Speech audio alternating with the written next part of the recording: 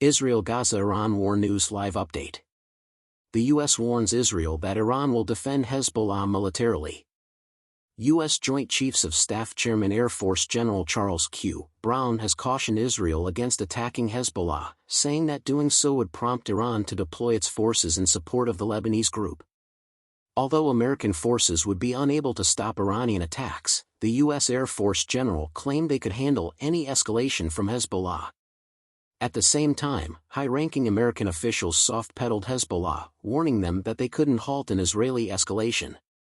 Yoav Gallant, the Israeli Minister of Defense, is currently in Washington, D.C., meeting with Antony Blinken, Secretary of State, and William Burns, Director of the CIA. An Iranian opposition group has released a new study in which they claim the Islamist government has moved resources and staff to an institution linked to the Islamic Revolutionary Guard Corps, IRGC, in an effort to evade U.S. sanctions on its nuclear activities.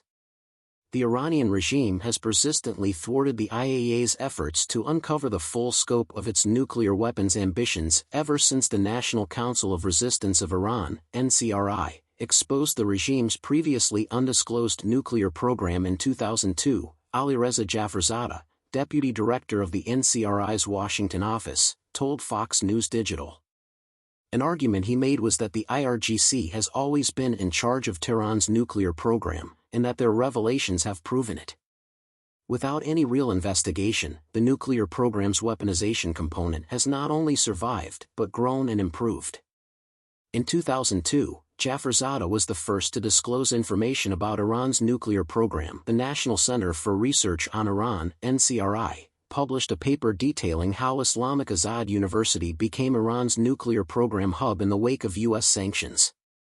The United States imposed international sanctions on the Organization of Defensive Innovation and Research, SPND, and university staff urged academics to present their work as being in service of front corporations.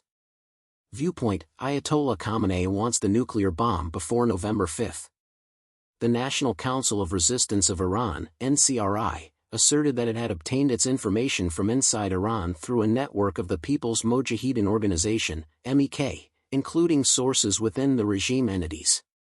The report states that the Ministry of Defense and Armed Forces Logistics, MODIFL, has sought to ostensibly create a new cover for SPND's operations by directing it to work on a number of advanced military cases, with the intention of diverting attention away from its main objective of nuclear weapons production. In April, just before his untimely demise, former Iranian President Ibrahim Raisi issued an order to the Ministry of Defense to execute the SPND Act. The plan was to establish the SPND as an independent legal entity with the nature of a public institution and as financial, transactional and administrative independence. The deadline for implementation was 1 month. The bill also grants the body the authority to operate independently of Iran's public accounting laws.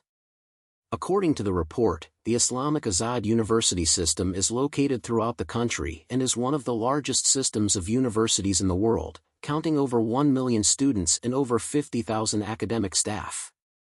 The institution was formed with the blessing of the founder of the Islamic Republic of Iran, Ayatollah Ruhollah Khomeini. The NCRI investigation linked numerous important people at Islamic Azad University with the SPND, such as Mohammad Mehdi Tiranchi, currently president of the university and formerly a professor of physics at Beheshti University with deep contacts with SPND.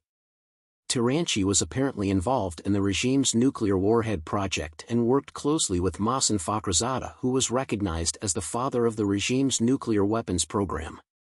The organization also singled out Jamshid Sabagzadeh, who oversees the largest university research facility in Iran, the Science and Research Facility, at the university. Before joining the Atomic Energy Organization, he conducted research on nuclear enrichment and worked on laser technology.